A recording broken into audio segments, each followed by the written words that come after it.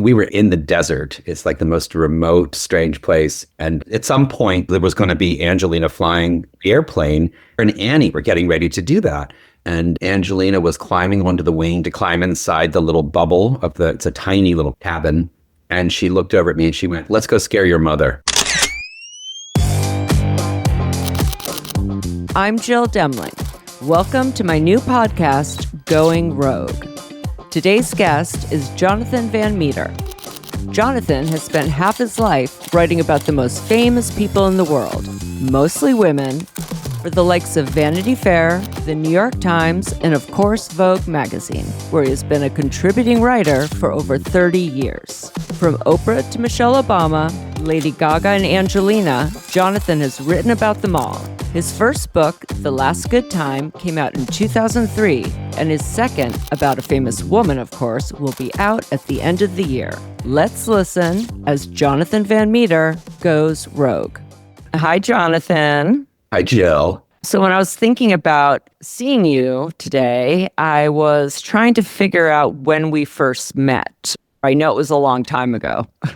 I remember that I would see you in Anna's office every once in a while. And then one night I was out to dinner in some restaurant and you were at a nearby table and you came over to say hello. That's the first time we spoke in public, like away from Anna. When I wasn't answering her phones. Yes, it was one of those great big sort of event restaurants. It was huge, cavernous place. Yeah. You suddenly appeared next to the table. I seem to think a lot of people have that story about their first meeting with me somewhere at night. Out and about. So I think our first cover story must have been Moulin Rouge, where we worked together, because that would have been December 2000, but we had to book it a year before. And I would have just been leaving Anna's office as her assistant at the end of 99. That makes sense. And you weren't able to go on that trip, right? No. That's what I remember. I remember thinking like, I was kind of on my own for like a week in Sydney and I remember that there was some kind of a tussle between Annie and I, but I don't remember what it was about. I just remember feeling like I needed to keep my distance. Well, she hated writers on set when she was doing a shoot. I remember having to tell writers, just stay in the back, like don't let her see you. And a writer would say, "Does Annie know I'm coming?" And I would say, I think I told her. Yes. So I think that trip was like being lost on a desert island or something. It was like I just didn't know where I was or what I was supposed to do with myself, because I think it was like almost a full week and you weren't on that trip. And then I think right after that is when you started to be like, in addition to the thousands of other things you were doing, like holding my hand, telling me where to be and hanging out with me, because I remember that I was in Mexico on vacation when you called me to talk to me about doing that piece. It was my first cover booking, so I was still answering the phones in Anna's office because we had to find a replacement for me. That was pretty intense, and I know that Vanity Fair had really wanted that cover story. Jane Sarkin, who was the entertainment director at Vanity Fair, was not used to competition. Definitely not competition by Vogue. To jump into my new position with that cover story was pretty great. The story that I always tell about doing that piece is I was also at the same time writing a profile of Stella McCartney, and I had hung out with her in Paris during the collections. And then I realized that I needed to see her again in London. So I had to fly to Los Angeles and then to Sydney, and then 5 days or 6 days there. And then from Sydney to London and then back to New York City. So I flew all the way around the world in business class on Qantas. And it was $25,000 around the world. You're like, wow. That's when the studios had money. And we all stayed at the Park Hyatt and we all had our own private butler. I remember the butler coming to me and saying, "Hello, Mr. Van Meter, can I arrange anything for you?" I was like, "No, I don't need anything arranged." I was so dumb. That's wild. Well, I always like to ask my guests how they got their start. So what was young Jonathan like? Was young Jonathan into writing, reading? Did you have a paper route? Were you a little J. Jameson of the school paper? When did you know this was going to be your career or that you wanted it to be? Well, I grew up in a big working class Irish Catholic family at the Jersey Shore. There was like 8 people in one bathroom, and my parents both worked like more than one job. And so there wasn't a whole lot of like books and literature and sort of talk about arts or movies in our house. And so I just became really obsessed with the radio and music. And like to find time to be alone in our house was almost impossible. So I would just put earphones on and disappear into listening to the radio and making like mixed tapes off of the radio. I thought that maybe I was going to work in radio or in the music business somehow. And then I was in a couple of plays in high school. That was my first, let me see if I can do this. And so when I went off to college, I thought I was going to be either like in broadcasting or I was going to be an actor, something performative. And I was I was a declared theater major when I was a freshman. And I was not even remotely as good as so many other people in the acting students. There were so many people that were just so good. And I was like, yeah, I just can't be like in the lower percentile. You know what I mean? Like I no one in my family went to college. There was no encouraging of any. My parents just didn't have the facility to see that I was like a creative person who was bursting at the seams to do that kind of thing. We grew up on a horse farm, and my sisters played basketball, and they were all on the basketball team. And like, I just didn't fit into the stuff they were doing, and my dad built a basketball court for my sisters. And it was like the focus was entirely on my sisters, and I just drifted around on my own. I was in the band. I was in the band front. That was another sort of performative thing that and in college, that first year of trying to learn theater, trying to learn how to be a proper actor, I was just too much of a hick to understand all of the technique stuff that we were doing. It was just beyond me. And so I was always a really good, I always got A's in English. I was terrible at math and terrible at sciences. And I just kind of drifted towards the English department in college. I went to Westchester University in Pennsylvania, and the theater department and the English and the department were all in the same building. So I suddenly was around a lot of English lit, majors. Mm-hmm. And then I just sort of found my people. And then I started taking writing class. I took photography, and I just took a bunch of classes that were all about, different parts of the arts. And then I finally took this one class, this English lit class, and it was writing emphasis. And the professor, the assignment, there were no tests. And so you had to write 3 essays about 3 different things that we read, 3 novels. And hardly a word was said to anybody. The professor was so weird. And at the very end, he said, "You're a very good writer," to me as I was like walking out of his class for the last time. And a light bulb went on, and I just canceled all of the classes I had scheduled for the next semester and took 7 writing emphasis classes. Wow. Like the way that, our personalities, where we just we find something we like and we just want to do it all at once. Yeah, exactly. And so that's it. That's how it happened. And then I was, there was a literary journal called The Daedalus, and I was on that for 2 years, and they published my photography and a poem that I wrote and a short story, a piece of fiction that I wrote. And then I got an internship at the Daily Local News, which was like a Chester County's daily paper in Pennsylvania. And and that's kind of where I realized I was going to be a kind of a journalist or something.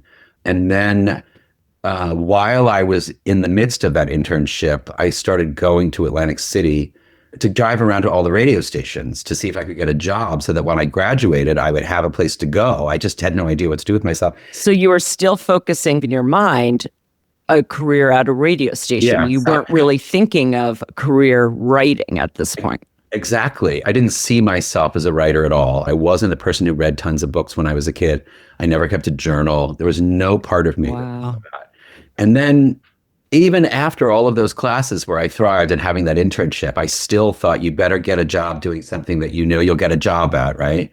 And so I drove around to all the radio stations in Atlantic City and nothing happened, but I drove past a sign that said Atlantic City Magazine, and I pulled over and I went in, and the receptionist was this girl named Kim, and I gave her my resume, and then Lisa DiPaolo was the senior editor at Atlantic City Magazine. Oh my God. And she called me and said, she just threw a net over me. You know what I mean? She saw my clips and she saw my resume, and I just had absolutely no idea of my worth or whether I was going to I just didn't know.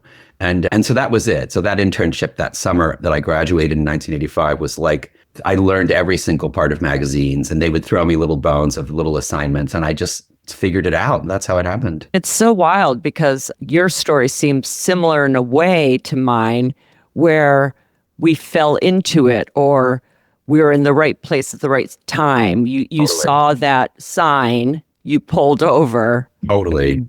and the rest is history. Exactly. It makes me think of that thing Oprah said to me once in an interview. This is just very funny about signs. She was talking about New Zealand. And I said, you're the third person this week to mention New Zealand to me. And she went, Jonathan, do you believe in signs? And I went, and I hesitated for a little too long. And she went, Van Meter, have you learned nothing from me all these years? It's a sign. She's the person that maybe like retroactively believe in literal signs and figurative signs. I saw a sign and I pulled over and it changed my life. Yeah. And I'm wondering if we were open to receiving them without even knowing, right? Or for sure. Yeah, it's almost like if you're seeking a career in one thing so much, and maybe there's not a passion behind it, it's almost like it won't happen. But while you're searching, if some part of you is open, if your eyes are open even, you're going to see it's like that sign. You have to be prepared to be lucky. You know what I mean? Right. Yeah. And that's what it was. There's a lot of luck in our careers, but you have to be prepared for it. You know what I mean? Like I was really learning every little thing I could figure out about photography and radio and reading Rolling Stone and Billboard when I was a teenager, but I just didn't know why. I didn't know what it was for, but it all added up to this thing where I was very prepared by the time I got where I was supposed to be going, I guess, And what did your parents think about a career in writing? If you're writing for a magazine at the time, it seems pretty cool. Like you seem to have made it in many people's eyes, having a job right out of college. When I first said to my mom, I think I want to be a writer, I was probably still in college. And she said the most negative thing to me that I'll never forget. You only want to be a writer because your friend Jackie's a writer. So there was no encouragement, right? Wow. And by the time I got the job at Atlantic City Magazine, and it lasted for 3 years, and by the time I left, I was like a senior editor and writing cover stories. I think they finally started to get it. And then when I said I'm moving to New York City because I got a job at a magazine, they helped me move there. But I still think that they were like, what is he doing? Like I was 24 when I landed in Manhattan. So by the time I was 26, they got it finally, that it was real, right. Well, I always think back when we were younger with those paper fortune cookies, and the jobs we'd always write down were doctor, lawyer, teacher. I would have never thought there was a job where I'm booking celebrities for magazines. I always loved fashion, but I never thought there could be a career doing something like that. Well, what's interesting about your specific job is that in the world of magazines, there's even at the height of magazines like Glory Days, there was still only about 10 people doing what it's like a very small subset of like a specific kind of skill set. You know what I mean? And because you were so good at it, somehow it seemed to scoop up so many of your instincts and natural skills, Yeah, it's very funny. Tell me what happened when you arrived in New York City. Is this the vibe days? I was at Atlantic City Magazine knowing that I wanted to move to New York, and I started to buy the Village Voice and the New York Times just for the classifieds, so that I was looking for a job in the city at a magazine. But I had absolutely no idea how to go about that. And then one day there was an ad in the New York Times, and instead of having a number, which was like a box that they would put it in, you'd mail it, and then it was a phone number, and it was the only one I'd ever seen. And I called it, and it was an editor at 7 Days that answered the phone, this woman, Liz Logan. That's how I ended up at 7 Days, which was this new weekly magazine that was owned by the Village Voice that only lasted for 2 years. It started in 1988. And I just got a job literally being interviewed over the phone. And I packed my stuff. I quit my job in Atlantic City and I moved to New York with 3 boxes, got a sublet, and started working at this magazine, 7 Days. And 7 Days only had a circulation of 90,000, but it was really well read by magazine people. They loved it. Mm-hmm. And it didn't thrive financially. But when it folded, which is all in one day, they told us to clear out and it was over, my phone rang off the hook. And because everybody had been reading my pieces and I just didn't know. So Anna called, New York Magazine called, Vanity Fair called, the New York Times Magazine called, like literally all in like a span of 2 days. And so I decided I was just going to write for everybody to see what Yeah. that felt like. So I did a big Jodie Foster cover story for the New York Times Magazine. I did a profile of Joan Rivers for Vanity Fair with Wayne Lawson. I didn't write anything for New York then, but I did a piece about the Gap. My first piece for Vogue was about the Gap being cool again. And I went to San Francisco to hang out at the Gap for like 5 days. And Anna was the one who, of all of the people that were after me, she was the one who put on the charm offensive. She would call me all the time. She sent me flowers. She took me out to lunch. Wow. So that's how, and then she offered me more money than I ever thought I would make, which it sounds like nothing today, but it sounded like so much to me then. So that's how I ended up in Vogue. It was because Anna really turned on the charm and pursued me. Do you remember your first meeting with her? What had you known about her? What were you thinking? There was a guy named Ricky Lee that worked at 7 Days who was super into fashion. He'd worked at Interview, and he was always poring over Vogue and obsessing over this new person, Anna Wintour, that had become the editor-in-chief of Vogue. And I knew nothing about fashion. So none of this would have come into my brain had Ricky Lee not constantly put it in me. So I was really fascinated, like, who is this woman, right? And my first meeting with her, I walked into her office and there was that kind of easel thing set up where there was like 6 or 7 different cover options for the same picture. It was Ivana Trump. And she said, her first words to me were, sorry, we stooped a little low this month for cover sales, for newsstand sales. That's what she said. We stooped a little low. Oh my God. So I was like, I'm going to love this person. You know what I mean? That was my first reaction. But yeah, I just remember that. That's the part I remember the most. So I signed a contract and it was for like, I think it was like for 3 long pieces and 3 shorter pieces. Like I did a piece about Karl Lagerfeld's new perfume. I remember going to interview Karl Lagerfeld in some hotel on the Upper East Side. And I was like, yeah, this is not for me. I don't want to be writing about fragrances, you know? Oh, and then James Truman left to go develop details. And then I got hired to be that person in that role to come on staff. She called and said, do you want to work on staff? And I said, yes. And then I got even more unhappy. I just realized it wasn't right for me. And so then the Vibe call came. And so I slowly but surely did all of that interviewing, and I got an escape hatch from Vogue to do Vibe without having to like ruffle feathers or like I'm leaving to go do this great big opportunity to be the editor-in-chief of a new magazine. And Anna was still a little bit miffed. She wasn't like thrilled. But then Vibe happened, and then when Vibe ended, I ran into Anna at a big gallery opening in Soho, and she said, hello, let's have breakfast. And that's how I came back to Vogue. Got it. It's like in 97, I think I went back. How amazing that you're getting all these incoming offers at all points in your life. This is a thing that I talk about a lot because I'm 61 now, right? If only 27 could know what 61 knows, like what a crazy thing happened to me that the whole magazine world like rolled out the red carpet for me. And I didn't have to I never had to pitch a story to anybody ever. Not one. And so I instantly became a freelance writer. Like, you know, that's the kind of thing that is hard for a lot of people, right? And I just was so spoiled. And I just didn't understand how lucky I was at the time. I must have come across as a real asshole because I was like, well, it's funny because I found this article, 40 Under 40, class of 93 in Crane's New York Business. And the first sentence is, some people in the magazine business cringe when they hear Jonathan Van Meter's name. That makes perfect sense. After all, the boyish-looking wonderkind tops the masthead of one of the hottest and most controversial new test publications of the year, making him one of the youngest people running a magazine. It's wild. That's major. One of the youngest to run a magazine. It was so crazy that happening to me. It doesn't feel real. It's like a simulation. You know what I mean? Like there's a glitch in the simulation or something. Like what? One day I was at Vogue, unhappy, and the phone rang, and it was the executive secretary to Gil Rogan, who was the chief operating officer of Time Inc.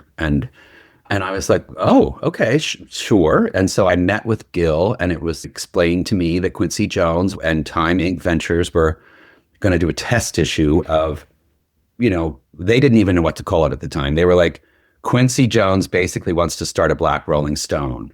And I was like, okay. And here I am, a white guy And then it turns out that the reason that they called me was because they were asking all around every sort of talented magazine editor about who they should talk to. And my name came up twice. Adam Moss, who was kind of my mentor, he was the editor-in-chief of 7 Days at the time. He said to them, Jonathan has the taste of an 18-year-old black girl. That's so great. Which is like true. Yeah. And also, that's one of the reasons that they were super interested in talking to me, which I think is so funny. That is funny. And the other person was the editor-in-chief of Sassy. Oh, I loved that magazine. Yeah. So she said that you should talk to Jonathan Van Meter too.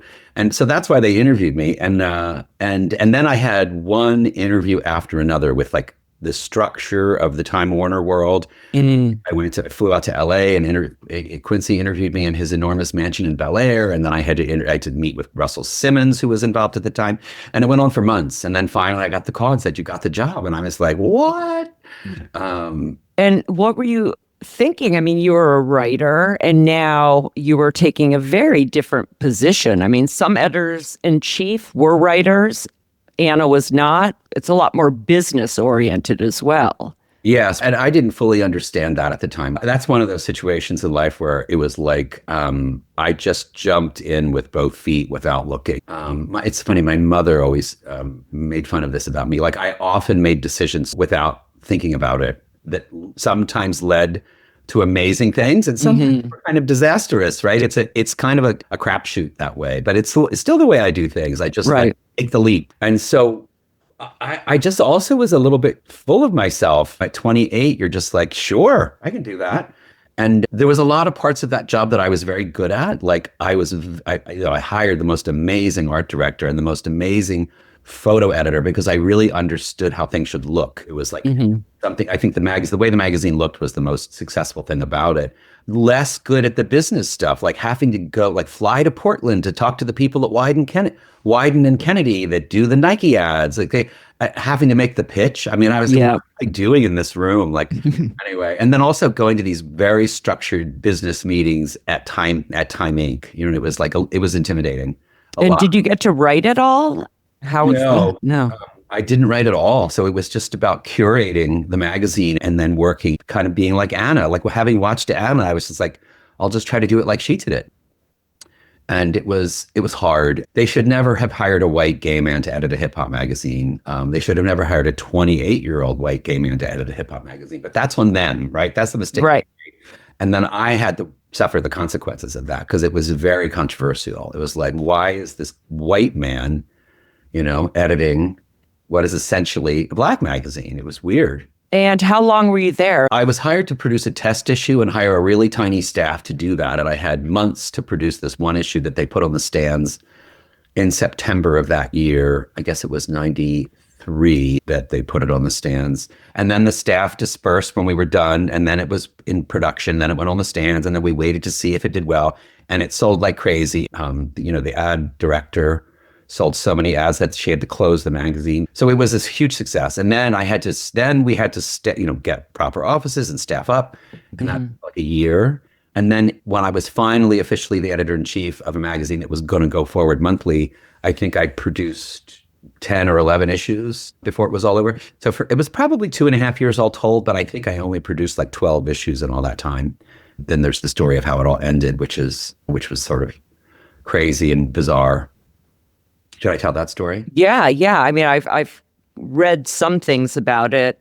Something about Quincy didn't want a Madonna cover, and then I heard a Dennis Rodman was involved. So I don't really know. It was a long time ago. So you can still find on the internet, bits and pieces, and no one would go on record. That's what I remember. It's in some books now. There's a book called Fashion Killer, where I finally told the whole story to this writer. And actually, she did a pretty good job of telling the story. It came out last year.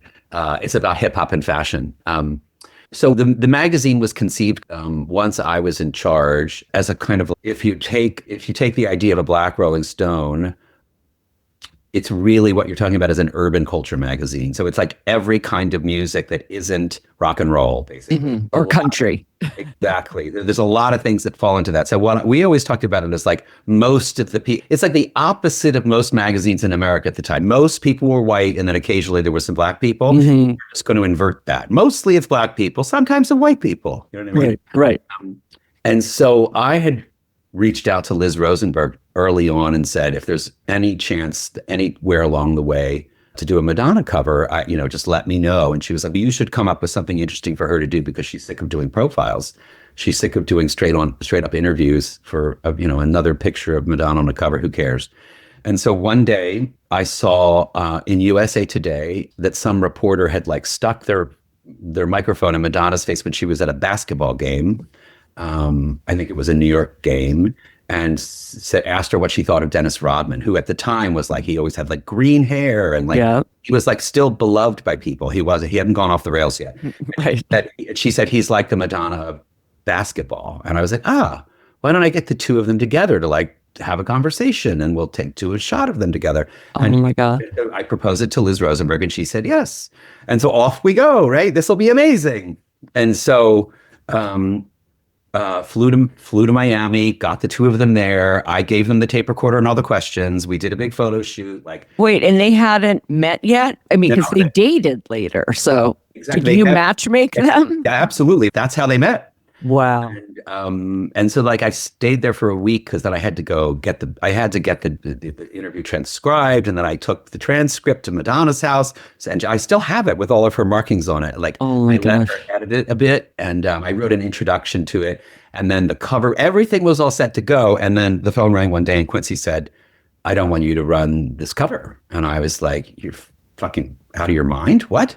His reasoning that he expressed to the press later was that in that issue, we finally had this amazing action-packed issue that was like the goal was to have it be so there was a big profile of Eddie Murphy, there was a big profile of Spike Lee, and so those guys were calling Quincy to say, why are we not on the cover? Why is Madonna on the cover? And that's what made Quincy, that's what made him feel like well, it's a music magazine, people. Really weird. And so I just kind of thought this is the end of the road for me, because if you can kill the best cover that I can think of, and not the best, not the only good cover, but it was like I moved heaven and earth to make it happen. And it cost a fortune. Like I was like, we can't kill this. And so that's when I was like, I'm done here. You know what I mean? I got to go. So it never saw the light of day? It never was published. And did Madonna or Liz call Quincy or? Oh, yeah. So Madonna called me. She sent me flowers with a note that said, what we risk reveals what we value, which I've always loved. Wow. She also called me again and said, I'm going to start my own magazine, like interview. Maybe you could be the editor-in-chief. That never happened. Liz Smith wrote a whole column about it from my perspective and Liz Rosenberg's perspective. Madonna was really mad and completely on my side. Like it was on CNN. It was in the New York Times. It was covered. And it was horrible. And I was so unhappy. I mean, I was like humiliated and like embarrassed, and it just felt like such a failure, but everybody was talking about it. So even when you said, if you don't run this, I'm going to leave. Nope. And then did they run a cover at all? Did one of those profiles get the cover or? They put Eddie Murphy on the cover. And then the way that I knew for sure that I'd made the right choice, because I thought somebody's got to stand between Quincy and then like journalism, right? This guy can't make this magazine dumb. And 6 months later, there was a Michael Jackson cover. It was styled by one of Quincy's daughters. Tommy Hilfiger was the designer. And the thing inside was all of these people testifying to what a wonderful person Michael Jackson is when he was in the midst of all of child abuse stuff. And it was just like, see, this is what I was so glad to see that, because I was like, I can't be a part of a magazine that does that kind of thing. Rehabilitate somebody who is being publicly, anyway. Who might have been on Quincy's label, or that's the thing when you're getting too involved and it's for one person's personal reasons using the magazine. And that definitely does happen with these newspapers being owned by these moguls. Where we saw it around the elections and who decided to endorse or not endorse based on the money guy that was behind it. So the other thing that really was bothering me that I told no one about was that Gil Rogan, the chief operating officer of Time Inc., who was like my Lord overseer, he was constantly butting in and editorially, and I was always pushing back. And then I'd go to meetings at the Time Life building, and in his giant office with his giant sectional, and a black man would come in and shine his shoes while he was talking to me, like on the floor under his desk, shining his shoes. Oh my God. This is disgusting, right? This is disgusting. And it would make me feel sick to my stomach. And then one day, Jane Pratt had just been there just before me, and she would always wear little mini skirts. She left, and I came in and sat down, and he went, man, her pussy was just a thin piece of cotton away. He was like looking up her skirt and talking about her pussy being a thin piece of cotton away. And I was like, I cannot work for somebody like this. And I had to let that boil inside of me for like a few months before. And then this was my out. Yeah. And you're not good when something's boiling inside of you. It's hard for you to conceal that. You know all too well. So after Vibe, you bumped into Anna. And I mean, she most likely heard about it. Did she call you when she heard about it, or? So like, it was weird. Like, I didn't hear from anybody. I felt like I'd been cast out. You know what I mean? I always used to say that, like, oh boy, when I went to be the editor-in-chief of Vibe, I kind of they tore up my white card. And I struggled to get back into the white world. You know what I mean? Like, it was weird. But I also was pretty miserable. You know what I mean? I was genuinely depressed at that time for like a good year. So like I had trouble sleeping. I was just so unhappy. I went to film school. I went to the NYU Intensive Writers Workshop. I had a film workshop, which was like 3 months of going to class for 8 hours every day because I thought I was going to like make movies and just get out of magazines altogether. And then one day I went to it was like one of the big Vogue photographers had a big show in Soho, and it was packed. And I got off the elevator, and I saw Anna from across the room, and we waved to each other. And then eventually we made our way towards each other, and she just said, let's have breakfast. And so that's how that turnaround started. Like, she threw me a life preserver, basically, because I was. And at this point, you were not thinking about pursuing another editor position. You were like, let me go back to writing. And there was a lot of phone calls from people. Like, I was headhunted. Time Out. It was starting, and they interviewed me to be the editor-in-chief, and I was like, yeah, I don't think I want to do that ever again. It was just not my strong suit. Yeah.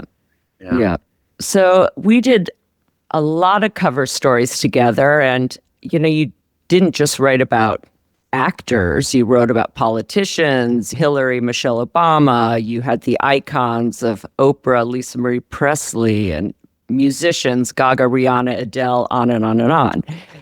Who did you like to interview the most? Was it you loved music? Did you feel like the musicians were your thing, or did it not matter? It's an interesting question. I for sure writing about musicians was like right in my wheelhouse. Like I would say the Lady Gaga pieces that I've done are probably my favorite in that category, and she is a favorite. Like, I just loved talking to her.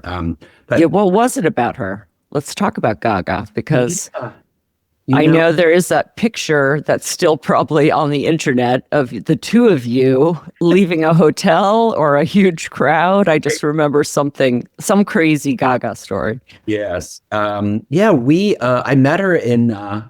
It was It was December of 2010, just before Christmas. I went on tour with her, and it was like 3 nights at the O2 Arena, and then 2 nights in Paris at some stadium that I can't remember what it's called. And it was like a snowstorm happened, and so the whole thing got like crazy. Like, it was the concerts in Paris got delayed by a few days, so I was trapped in Paris in the middle of a snowstorm. There was something amazing and wonderful about all that, but it was like I met her backstage after a concert when she was bouncing off the walls, covered in fake blood, eyeliner running down her face, in like a great big voluminous red of ostrich feather bathrobe. Like it was just this wild lunatic, you know what I mean? Yeah, yeah. And I was just so fascinated by her. And then when we finally did our interview, I think we were in Paris. That's what that picture is. Those paparazzi pictures are us leaving a restaurant at a really late lunch, early dinner before we went to the arena. And I was just like, I could talk to this girl for hours. And she said to me that day, "You and I are going to be talking about music for years." And I was like, what? And it turned out to be true. 15 years later, I just wrote my fourth profile of her. She was absolutely right. We're going to be talking about music for years. Like just so casually, she said that. Yeah, and she loves the fans so much. I mean, it was funny when I worked with her not too long ago.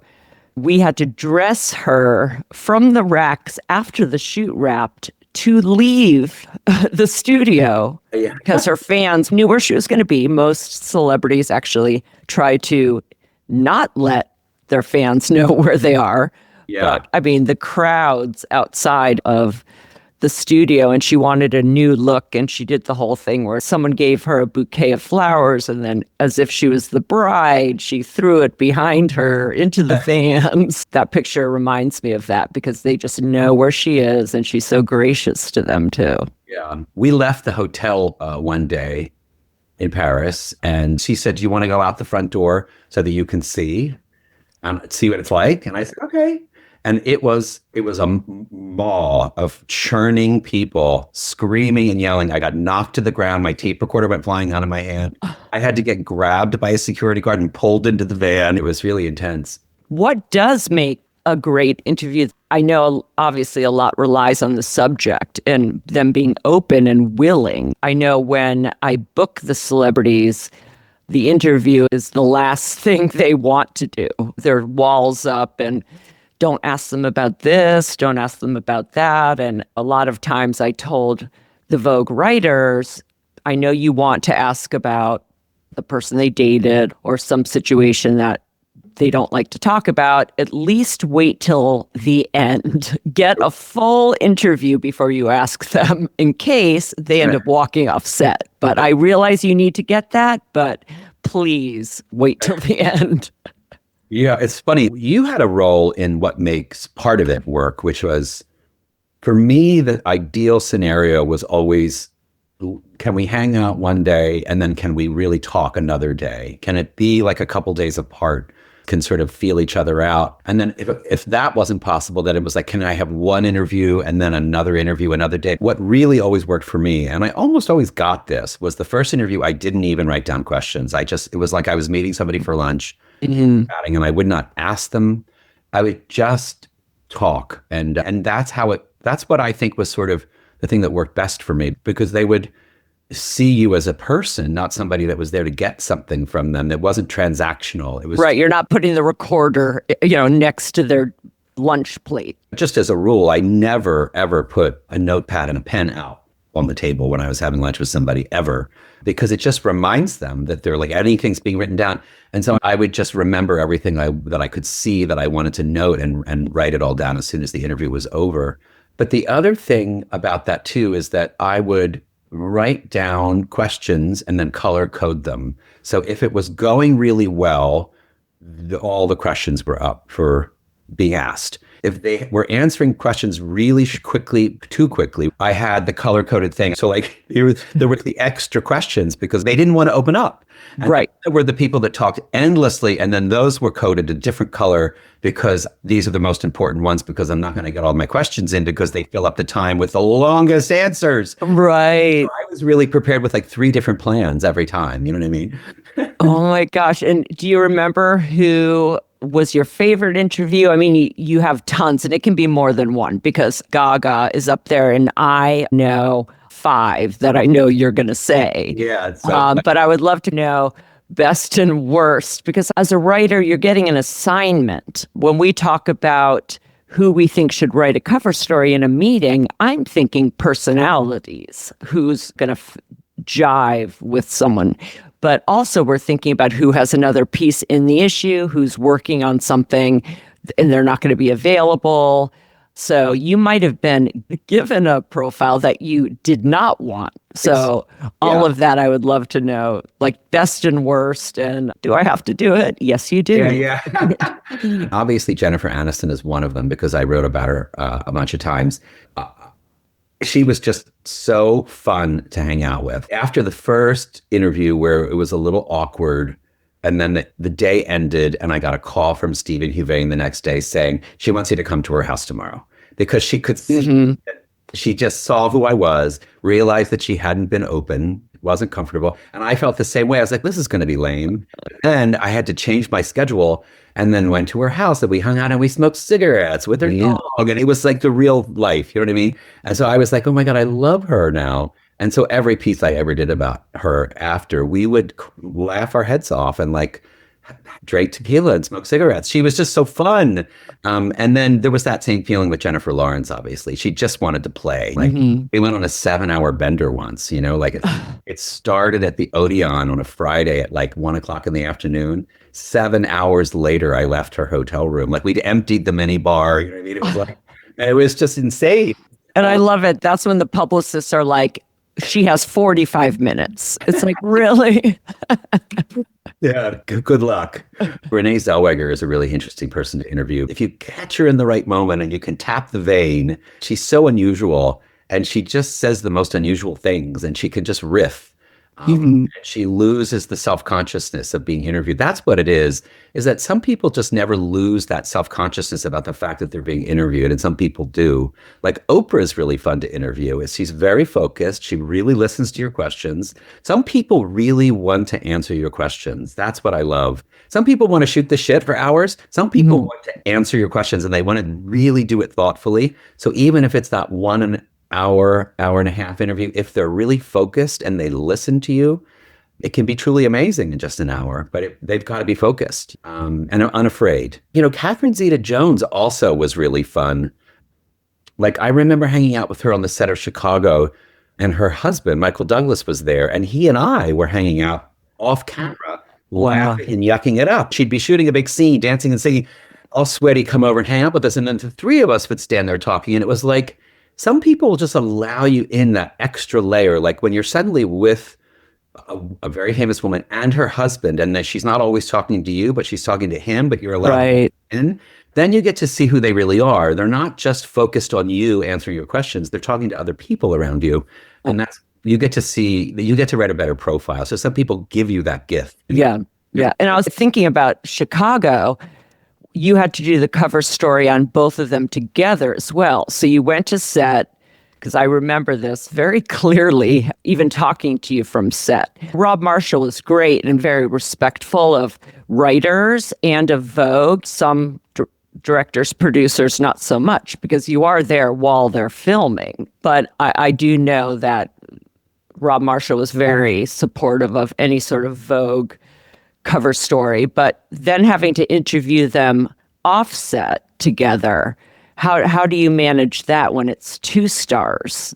Yeah, I don't know that I've ever done that before or since. It was, what helped is that I had already done a profile of Catherine Zeta-Jones and I'd already done a profile of Renee. So there was a sort of a level of trust that we could somehow pull this weird trick. Because they're very different. They're very, very different. Well, I always remember the lead to that, which is that when I got to the restaurant, Renee was already there in sweats, like Lululemon, no makeup. She was drinking a bottle of water and she ordered spinach and some other vegetable. And then Catherine Zeta-Jones was like 15 minutes late. She arrived in a full-length fur coat in a cloud of perfume, ordered a rare steak and a bottle of red wine. It was like the difference was so and she probably showed up in a limo, as she did around that time, to the photo shoot with a bottle of champagne. It was a very movie star arrival. I remember being like the moderator. It was like they were talking and I was encouraging them to talk about different subjects. It wasn't so much an interview, and I'd never done that before. It was fun though. It was weird.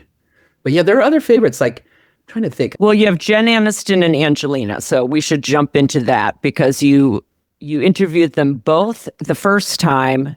There was no relationship between the two. Right? Exactly. Right. It was Angelina first, and then 6 months later, Jennifer, and they had no connection of any kind. Right. You did 4 Angelina and 3 Jennifer, and they started to intertwine towards the end. I know the last time we even featured Jennifer was because the cover line on the magazine that mentioned Angelina's name. And I know you were the first to say that neither of them ever mention each other's names. So it'd be interesting to know how that whole relationship went between. I know you felt like they were speaking to each other through you in a way. It started to feel that way. And one of the ways in which I realized that was when I was with Jennifer. She was renovating an enormous house in the Bird Streets in the Hollywood Hills. And so we were hanging out at the renovation, basically. And there was this room that was set up in amongst the ruins of this house with construction workers. That was like the command center. There was like a little refrigerator. There was a table. It was like for her to come and hang out and talk to the construction people and the architects and stuff. So we sat there doing this interview. It was a very unusual location. And she suddenly switched into, I am now going to address Angelina. Wow. It was a part of her agenda. It wasn't because of a question that I asked. And I was like, oh, this is what we're doing. Okay. You must have had an interview when she was married to Brad. Yes, the first one. They had just gotten married. She showed me the wedding pictures in practice. Okay. So thinking of the timeline, so you did a cover story with Angelina, January 2007, and then you have a cover story the year after, December 2008, with Jennifer, which is when that cover line, what Angelina did was very uncool, sparked a lot of drama because obviously, as you've said many times, they do not mention each other's names. So I would love to hear about those 2 interviews because that was Jennifer's last and the second to last time you did Angelina. Yeah. The first time I did Angelina, we were in Montreal. The second time was in London. The third time, wherever that was, somewhere. This one interview that I did with her, she said something about wanting to meet with her. I'd be happy to meet with her. Mm-hmm. Yeah. Jennifer read that and must have been just really pissed off. And so by the time I'm at the enormous mansion that Jennifer's renovating in the Hollywood Hills, that's when she suddenly had this like clear agenda that she wanted to get that off of her chest and say it on the record, right? But she just said what she did was really uncool. That was the thing that kind of landed. I don't remember the rest of the riff, but that was what landed for me and was in the piece.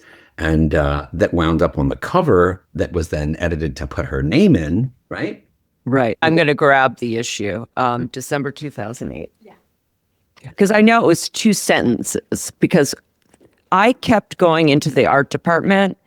For anyone that doesn't know how it works, we have a dummy book of the entire issue with a cover. We've chosen the image we're going to use for the cover. The last thing that is dealt with is the cover lines, because the cover lines are supposed to be pulled quotes or a sentence that summarizes the piece.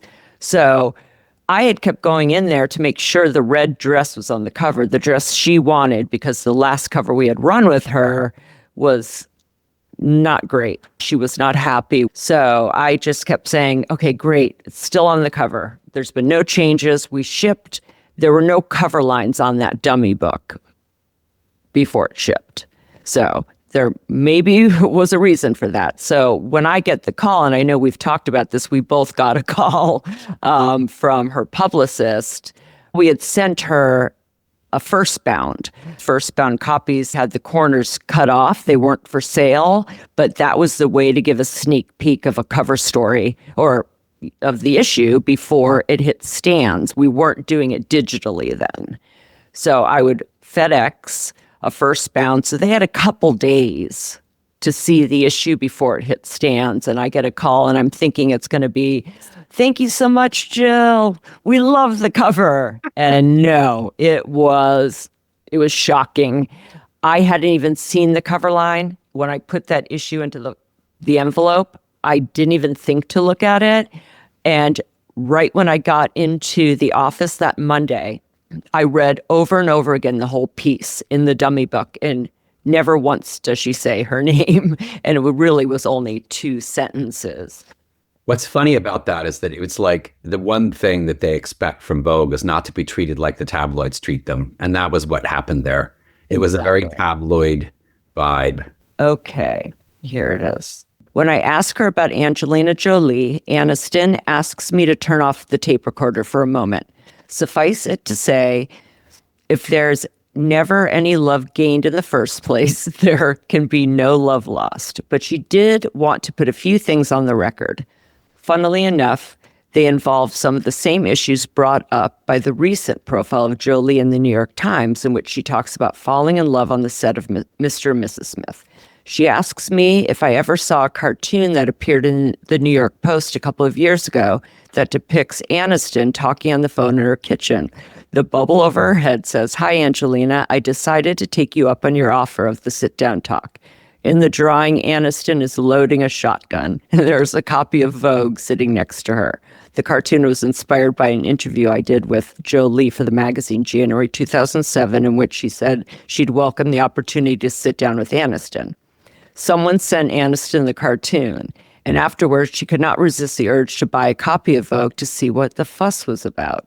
What really rankled Aniston about the piece that Jolie felt the need to recount a detailed timeline of exactly how her relationship developed on the set of Mr. and Mrs. Smith, while Aniston was still married to and living with Pitt. There was stuff printed there that was definitely from a time when I was unaware that it was happening, says Aniston. I felt those details were a little inappropriate to discuss. That stuff about how she couldn't wait to get to work every day, that was really uncool. So the cover line, "What Angelina did was really uncool," was referencing the article, the interview that Angelina did, not taking her husband. Yeah. Yeah. I remember feeling manipulated and pushed around. And the thing that I said a minute ago is that I think people trust Vogue because it lifts things up out of the gutter of tabloid bullshit. And I thought that was Vogue stooping to this kind of tabloid vibe, these weird cover lines that feel like they weren't true. Right. And it's funny, that reminds me that Andy and I were on our way to Argentina to a wedding right as this whole thing was happening. And you go to a newsstand at the airport, and there was like one of those newsstand displays where every single cover appeared to be either Jennifer or Angelina Jolie, and all of them were about this. And it was like a giant checkerboard, right? Wow. It looked like a Warhol display. And Andy stared at it and he went, "You're the Woodward and Bernstein of this situation, whether you like it or not." I love it. There's so many other funny stories I remember either hearing about from you or witnessing on the set of the Angelina Jolie shoot in Barstow, where her planes were, when next thing I know, you're getting on the plane. I mean, she had flown from LA to Barstow. That's where they keep their planes. And it was the first time she had flown without an instructor. And I know her assistant, when they landed, looked white, because I don't think Holly, her assistant at the time, knew she'd be flying to Barstow without the instructor. So tell us about that. It's hilarious. Because I had said earlier, my mother is scared about the idea of me flying with you. Like, ha, ha, ha, right? And she said, "Let's go scare your mother."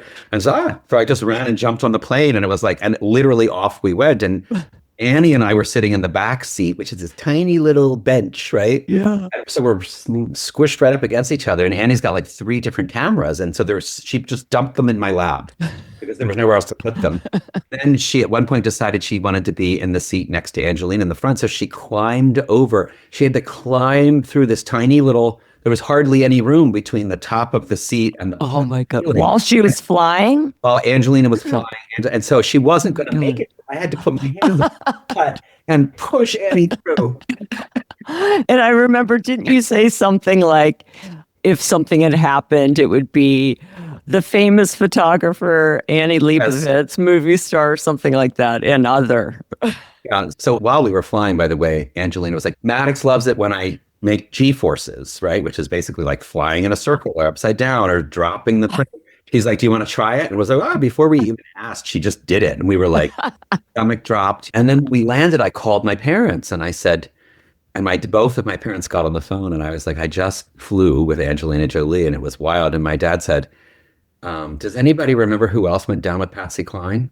And I was like, what? And he's like, well, if he had gone down, nobody would remember. It would only be about, and then I was like, well, the headline would read, Angelina Jolie and Annie Leibovitz die in plane crash in desert. And I would be like on the fourth paragraph.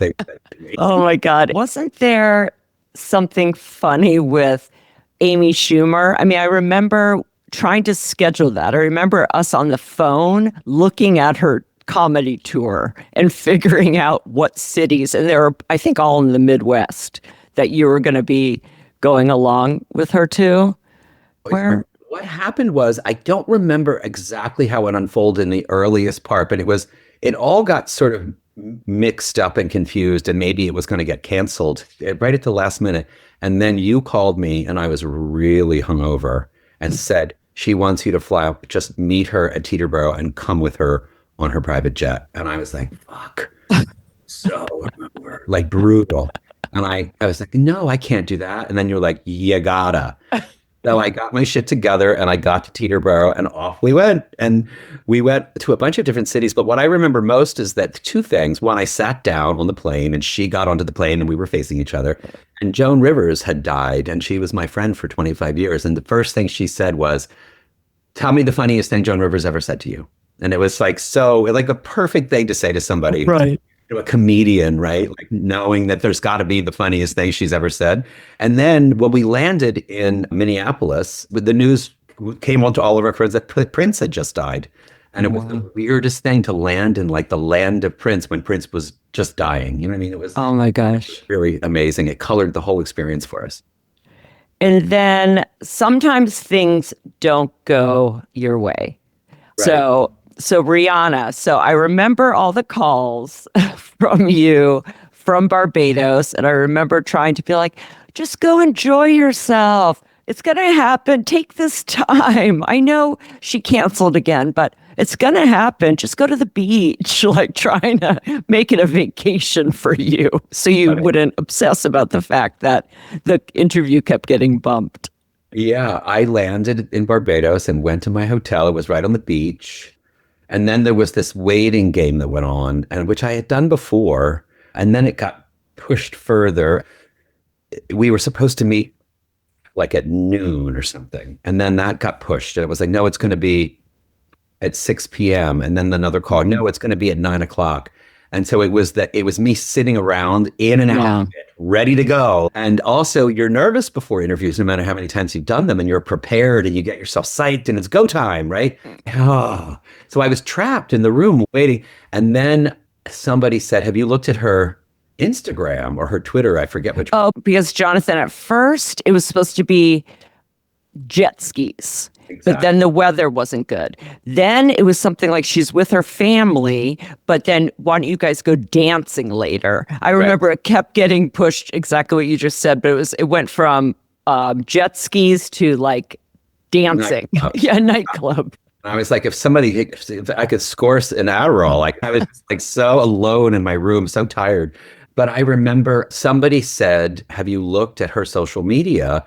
And there were all these pictures on her social media of her partying with her dad or something. It was really weird. And I was like, oh no, what am I doing here? I started to get this weird vibe. And it was almost like too many little details piled up and created the perfect storm to make me go crazy.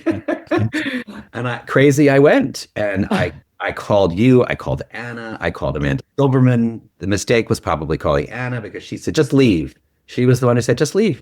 And so I just left, and in the car on the way to the airport, Amanda Silverman called and said, Rihanna's going to call you. And then the phone rang and it was Rihanna, and I didn't pick up. I was like, nope, I'm leaving. It's too late.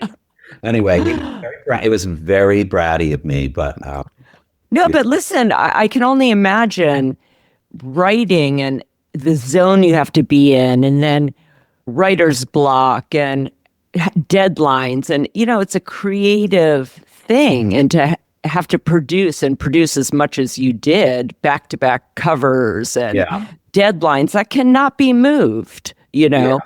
You had no choice but to get the story. It would have taken a lot to even get you out of that space to be able to even be present. It's a lot. It's a very psychological profession.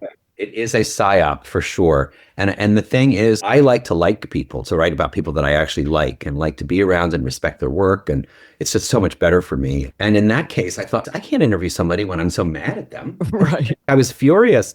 And I thought, there's just no way you'll be able to show up in the right state of mind. Even if you snap out of it, it's going to feel fake and forced. I said this to my shrink recently, that doing these interviews, it is sort of like you're performing. It's a performance of yourself. It's not like you're performing somebody else. You're playing you, but it's a performance.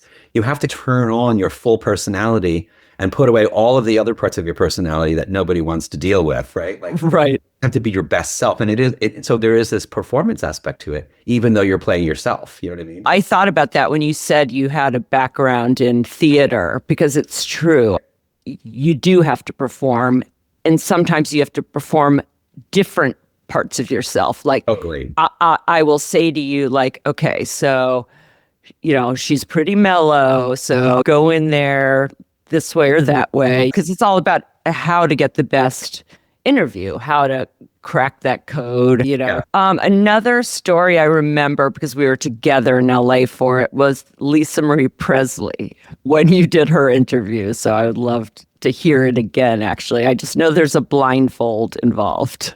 Yeah, it was Lisa Marie and her mother, Priscilla Presley, and then Riley Keough. It was like the three generations, right? So there was a kind of idea that I would interview them separately and then all together. But I think I interviewed Priscilla first, and then I met the three of them at the Four Seasons, and we all had lunch. And then I was to go from that lunch with Lisa Marie and Riley back to their compound in Calabasas in Hidden Hills. And I remember that when the cars were pulled around, she didn't have any cash. And I was like, I have money. And so I just did ballet for Lisa Marie, which always makes me laugh. Like Elvis' daughter. No, I got it. I got that. You know what I mean? And then in the car, she smoked cigarettes the whole way with a window down and her bare foot up on the dashboard, like smoking and driving with one hand on the dashboard and blasting her own music with her daughter in the back seat, like eye rolling, like all the way up into the back of her head. And it was just the strangest situation. I feel like there was a blindfold moment that we didn't. Like she didn't want you to see the street or something like that. Yeah. Yeah. Like when we got to Hidden Hills, and I don't remember if it actually happened or she wanted to blindfold me. I can't remember. But yeah. And then we hung out there. That was just one of those stories where I couldn't believe, like you would never be able to say, who I really want to interview? Lisa Marie Presley, Priscilla Presley, and Riley Keough. Like just wouldn't occur to me. So that's right. That's like the magic of Vogue. Like they can make that happen.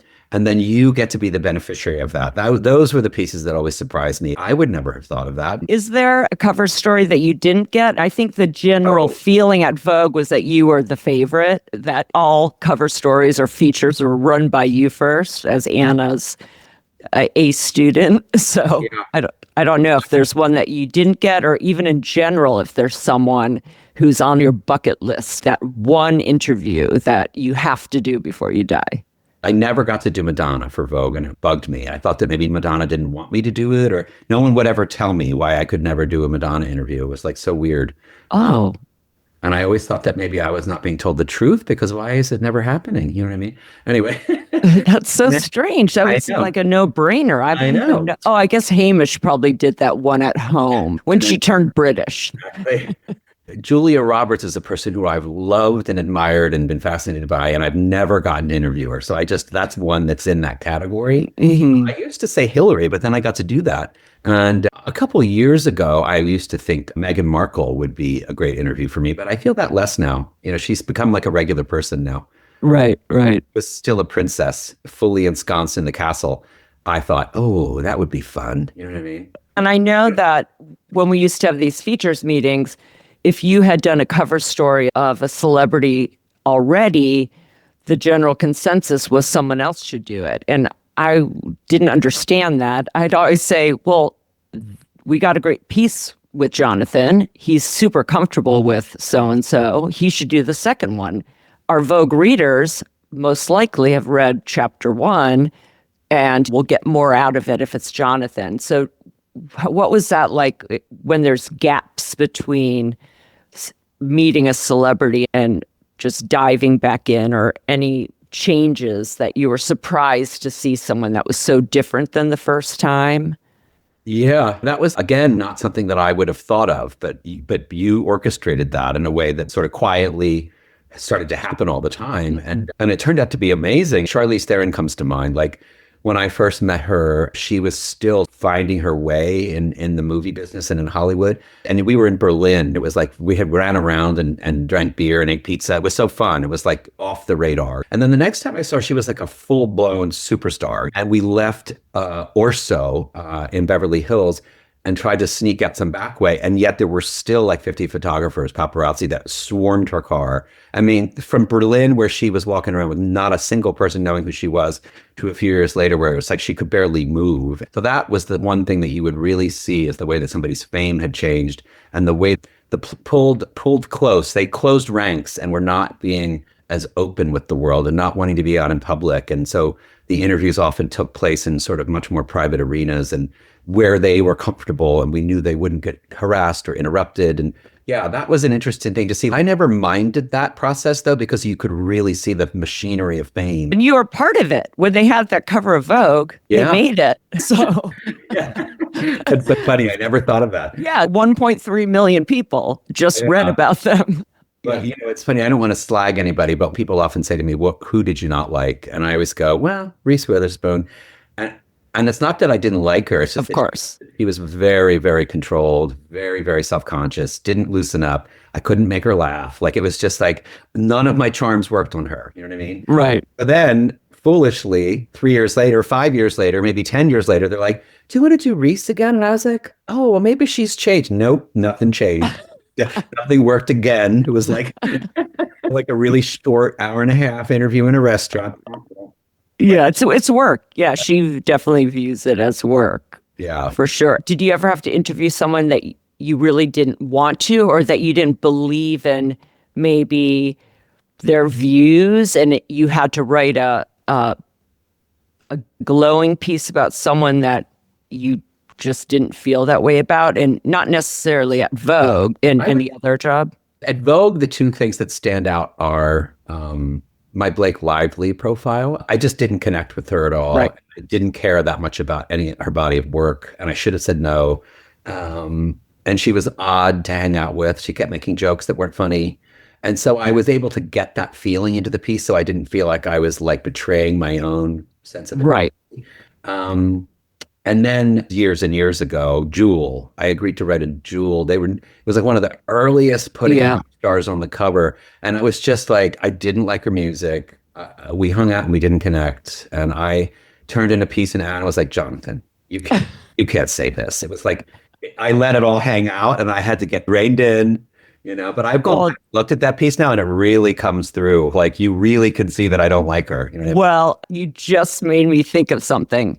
So when we first did Beyonce, listen, we did her really late. And the only reason I think Anna even agreed to do her when we first did was because Katherine Heigl had dropped out of an April cover. And I remember getting the news that she had dropped out on a Friday night, and I'm in the movie theater, that her movie had moved. And I had said she should still do it. It's a shape issue. If she doesn't, she's never getting a cover. And I just said that without anyone telling me I was allowed to, but they still said, sorry, she's not going to do a cover without a movie. And I was scrambling. We had 2 weeks to get it together. And I saw that Beyonce had a movie, a Screen Gems movie, I believe.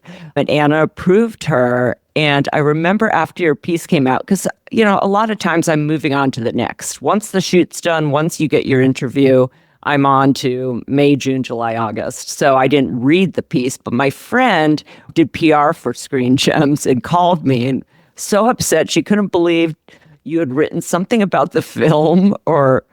Yeah, I think it was a ridiculous film, but... Yeah. I think there was a tiny mini review saying, I don't remember, something snide and snarky. Yeah, That yeah. really upset them. They don't like that. They don't like it when the profiler critiques a movie in the profile. Right. Funny. I learned that making that mistake a bunch of times. But I just sometimes if the movie's terrible, I feel like I've got to say so. Yeah, of course. Of But course. I remember about that interview is it's the last time that I think people say to me all the time, you got the last interview with Beyonce where she was loose and funny and like the last magazine profile because she stopped doing that. Yeah. Oh, definitely. I also got to go to the set of Dreamgirls for that piece and watch that big number towards the end. Like I was, Oh, wow. and I remember that was really thrilling. So Britney Spears, I still remember the two of us going to the VMAs at Radio City. Yeah. And that was when she had the Python. That's like, right. It's so crazy. We were there. I know, it's so weird. At the show, but I really wanted to have her on the cover, and I'm really glad we did that cover story. It will remain a very famous cover story for Vogue, but I would love for you to talk about that because it did land in the middle of September 11th because the issue was a November issue. So we had to shoot in August, which we typically don't do, but because of her schedule, that was the only time she could do it. So I remember doing the shoot with her Brits in LA, and then we had to turn that and ship it pretty quickly in September to make it for the November deadline. And September 11th happened right after that shoot. And I know you had to go back and interview her again right after September 11th. By the way, I always think of those months, that summer. I always call it the final hours of the golden years. Like we didn't know what was coming. And if it's so funny that what I was doing in the final hours of the golden years was hanging out with and thinking about Britney Spears. It was like the funniest thing. I went to Las Vegas and she was still with Justin Timberlake and he had a big concert that I went to and he did a celebrity basketball game that was for charity that I went to. But what I remember the most about that trip was she was at the Bellagio and she had not just a suite. It was like on the ground floor. So she had a backyard, like a grassy backyard. It was probably 15 rooms. It was like a dining room table that would seat like 20 people. It's just like a enormous sprawling place. And she was wearing like really ripped up bell-bottom bootleg jeans with big holes strategically everywhere. Like practically her ass was hanging out. She was 19, I think, right? And it's barely their clothes. And so it was awkward. I remember thinking, God, this is so strange interviewing this really young person who was not sophisticated enough to answer some of my questions, Yeah, the Lolita, I remember. So that was the big prize winning moment when I said, and I didn't put this in the piece because it was impossible to write. It's kind of random. I just threw this question. So how do you feel about being called Lolita? And she said, I don't even know what that is about. What is it about? And I said, well, and then I thought to myself, this is the voice in my head. Oh my God, you're going to be the one that explains Lolita to her. Okay, get it right. Do not screw this up. So it's a very famous novel by a Russian writer. I didn't even say Nabokov. I was just like, and it's about, it's about like a 13-year-old girl who has a relationship with a much older man. And it was like, as the more I talked, the worse I got. And she just stared at me and went, oh my God. Ew. See, I don't like that. That's what she said. It was like, she was like, she had no idea what Lolita was even referencing. So funny. Looking back at your career, there has been challenging times. How have you learned to overcome those? You had talked earlier about if you knew then what you know now, the advice you would have given your younger self. Any nuggets of wisdom for the younger generation, anything that you can share?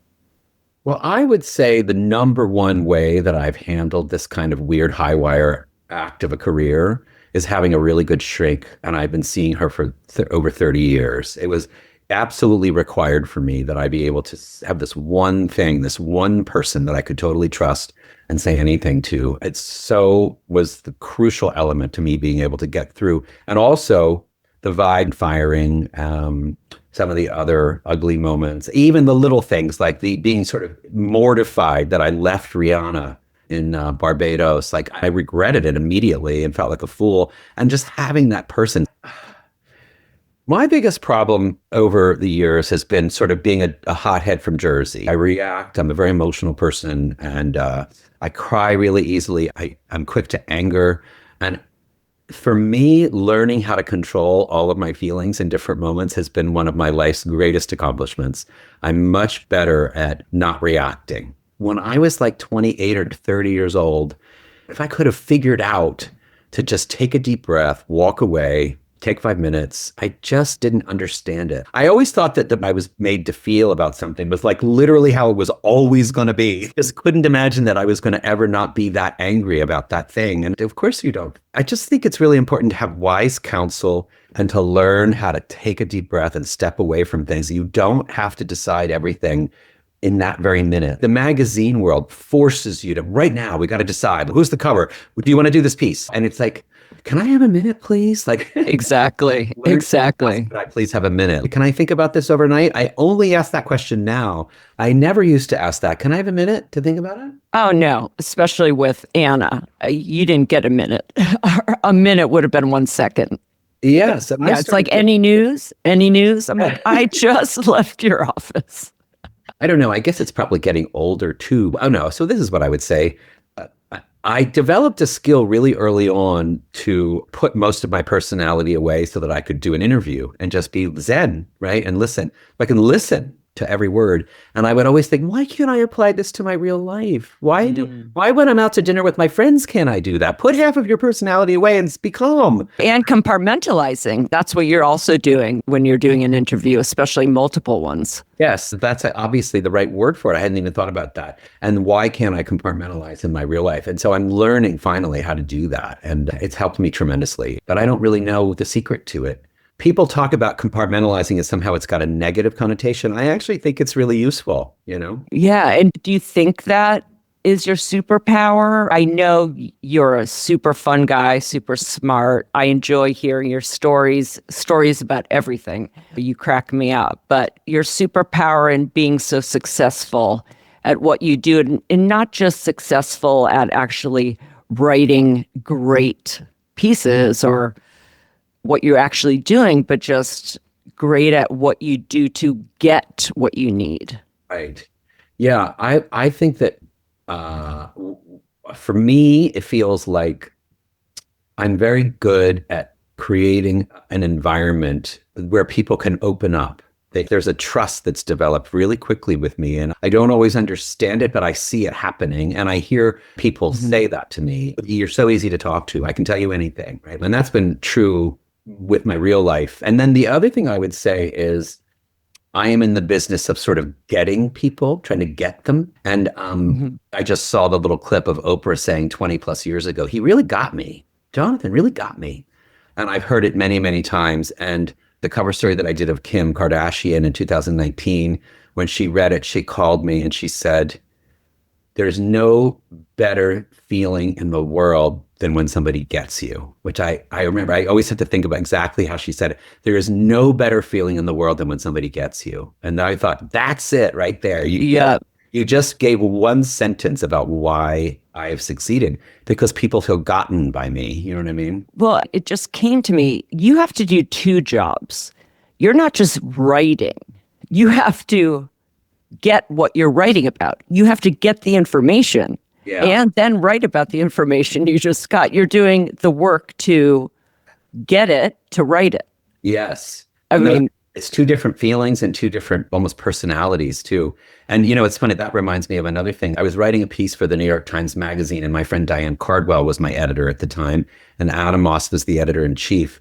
And she told me that they had just been in a meeting where they had gone over the piece that I just turned in. And Diane said, Jonathan gets such good stuff out of people. And Adam said, and he knows what to do with it. And I, exactly. That was the nicest compliment. You know what I mean? Yeah.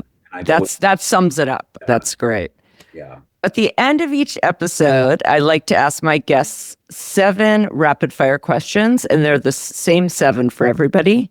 I think I know your answers, so I'm going to see how I do after you answer them, because I've written my answers that I think might be your answers. Okay. Okay. AM or PM?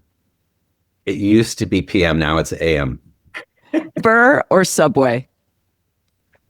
Uber. Book or film? Film. Sweet or spicy? Spicy.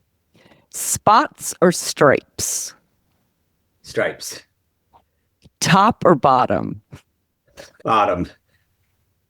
Okay, so I did not do well. The only one I got was PM. It's so funny. This was so fun, Jonathan. I just it was love great. going down memory lane with you. That was the best of times. Being in New York, publishing at the Heights, and all the fun, laughs, tears.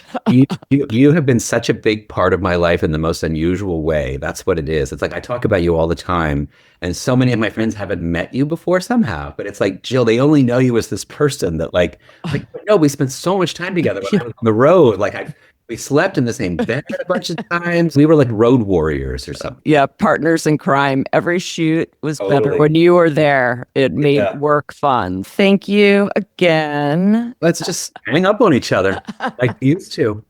Exactly. Okay, awesome.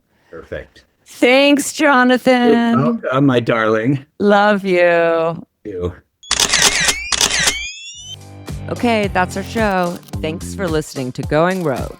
And be sure to like and subscribe. Today's show is produced by me and Maddie Rosenberg at Radio Free Rhinecliff with assistance from Maddie Kelly. Special thanks to David Vo for our great graphics and Taras Romanov for our epic theme music. See you next Friday.